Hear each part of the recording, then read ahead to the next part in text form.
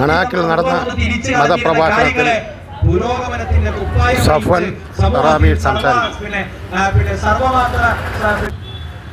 ഞാൻ പറയുന്നത് വളരെ സ്പെസിഫിക് ആയി പറയുന്നത് LGBTQIA+ എന്ന് പറയുന്ന ഒരാദർശത്തെ പറ്റി തന്നെയാണ്.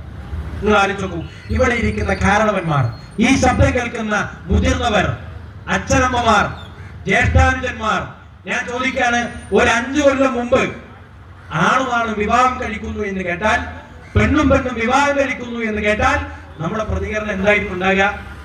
ഇന്ന് എന്താണ് അതിനോട് നമ്മുടെ സമൂഹത്തിന്റെ പ്രതികരണം ഉണ്ടാകുന്നത്? അപ്പോൾ നേരത്തെ പറഞ്ഞ യുക്തിവാദത്തിന്റെ ചിന്തയിൽ നിന്നുകൊണ്ട് നമ്മൾ പറയും, അതിനെന്താണ് പ്രശ്നം? ആകാശം ഇടിഞ്ഞു വീഴുവോ? ഭൂമി ഉരുണ്ടു മാറിയോ? നിങ്ങൾക്ക് എന്താണ് കുഴപ്പം? അവരുടെ സ്വകാര്യതയിൽ നടക്കുന്ന കാര്യത്തെ നിങ്ങൾ എന്തിനാണ് ബേജാറാകുന്നത്? നിങ്ങൾ എന്തിനാണ് ഇടപെടുന്നത്? എന്നൊക്കെയാണ് യുക്തിവാദത്തിന്റെ അടിത്തറയിൽ നിന്നുകൊണ്ട് സമൂഹം ചോദിക്കുന്ന ചോദ്യം.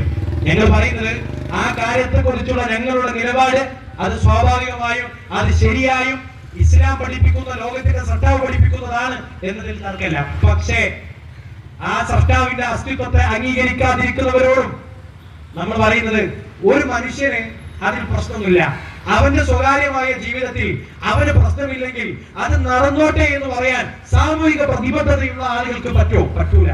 ഞാൻ ചില കാര്യങ്ങൾ ഉദാഹരണമായി പറയാം.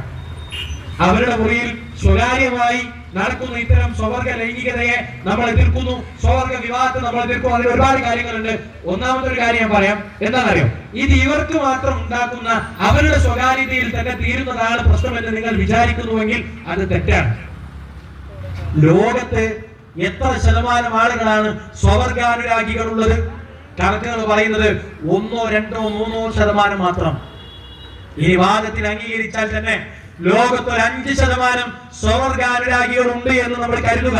വാദത്തിന് വേണ്ടി സമ്മതിച്ചാൽ തന്നെയും സെക്ഷലി ട്രാൻസ്മിറ്റഡ് ഡിസീസ് എന്ന് നമ്മൾ പറയും, ലൈംഗികമായി പകരുന്ന രോഗങ്ങൾ, എയ്ഡ്സ് പോലെയുള്ള ഭീകരമായ രോഗങ്ങൾ ബാധിക്കുന്നവരുടെ കണക്കെടുത്താൽ മനുഷ്യരുടെ കൂട്ടത്തിൽ ഇന്ന് നിലനിൽക്കുന്നതിൽ 5% മാത്രം താഴെയുള്ള സ്വവർഗാനുരാഗികൾക്കാണ് എയ്ഡ്സ് പോലെയുള്ള ലൈംഗികമായി പകരുന്ന രോഗത്തിന്റെ 78% മുകളിൽ ബാധിക്കുന്നത് എന്ന കണക്ക് നമ്മുടെ മുന്നിൽ നിൽക്കുമ്പോൾ അതൊരു വ്യക്തിയെ ബാധിക്കുന്ന പ്രശ്നമല്ല, അത് സമൂഹത്തെ മൊത്തം ബാധിക്കുന്ന പ്രശ്നമാണ് എന്ന് നമുക്ക് മനസ്സിലാകാൻ ഒരു പക്ഷേ എയ്ഡ്സോ അല്ലെങ്കിൽ ഗുരുതരമായ രോഗങ്ങളോ വന്ന് അയാൾ മരിച്ച് അയാളുടെ കൂടെയുള്ള പരിസരത്തുള്ള ആളുകളുടെ ജീവിതത്തിനും ക്ഷതമേൽപ്പിച്ച് അദ്ദേഹം ഈ ലോകത്ത് നിന്ന് യാത്ര പോകുമ്പോഴായിരിക്കും ഒരു പക്ഷേ നഷ്ടത്തിന്റെ കണക്കുകൾ നിരത്തി നമ്മുടെ നാട് ഉണർന്ന് പ്രവർത്തിക്കാൻ ആലോചിച്ചു തുടങ്ങുക.